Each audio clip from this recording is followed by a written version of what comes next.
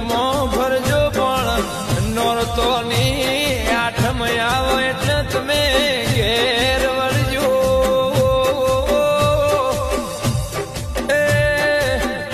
આઠમનું નિવેદ હું કેવરાય એ તમારા દીકરાના પાહે જોડો બેહીને જરૂર શીખવાડજો.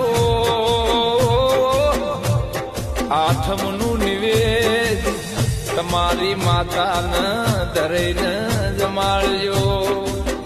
તમને કદી શિયાળા તમને કોઈ દાડો પૂછ્યા રહેવા નહીં દે. તમે નવમી નાભીથી અને તમે અહીંયાના હેતુથી